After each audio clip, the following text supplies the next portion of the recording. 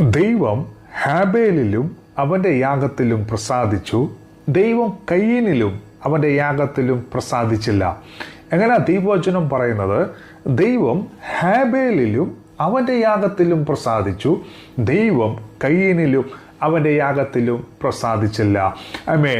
ദൈവം ഹാബേലിൻ്റെ യാഗത്തിൽ പ്രസാദിക്കണമെങ്കിൽ ദൈവത്തിന് ആദ്യമേ ഹാബേലിൽ പ്രസാദം തോന്നണം.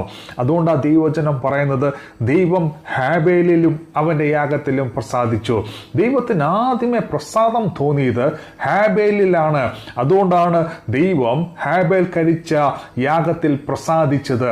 ദൈവത്തിന് എന്നിൽ പ്രസാദം തോന്നണമെങ്കിൽ ദൈവത്തിന് ആദ്യമേ എന്നിൽ പ്രസാദം തോന്നണോ? എൻ്റെ പ്രാർത്ഥനയിൽ ദൈവത്തിന് പ്രസാദം തോന്നണമെങ്കിൽ ആദ്യമേ ദൈവത്തിന് എന്നിൽ പ്രസാദം തോന്നണോ? എൻ്റെ പ്രസംഗത്തിൽ ദൈവത്തിന് പ്രസാദം തോന്നണമെങ്കിൽ ആദ്യമേ ദൈവം എന്നിൽ പ്രസാദിക്കണം. നിങ്ങളുടെ പ്രാർത്ഥനയിൽ ദൈവത്തിന് പ്രസാദം തോന്നണമെങ്കിൽ ആദ്യമേ ദൈവം നിങ്ങളിൽ പ്രസാദിക്കണം. നിങ്ങളുടെ ആരാധനയിൽ ദൈവത്തിന് പ്രസാദം തോന്നണമെങ്കിൽ ആദ്യമേ ദൈവം നിങ്ങളിൽ പ്രസാദിക്കുവാനിടയാകണം.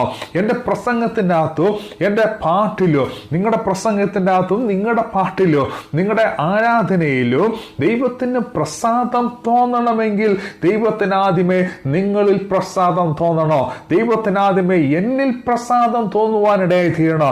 എങ്കിൽ മാത്രമേ എൻ്റെ ആരാധനയിലോ, എങ്കിൽ മാത്രമേ എൻ്റെ പ്രസംഗത്തിലോ, എങ്കിൽ മാത്രമേ എൻ്റെ പാട്ടിലോ ദൈവത്തിന് പ്രസാദം തോന്നുകയുള്ളൂ.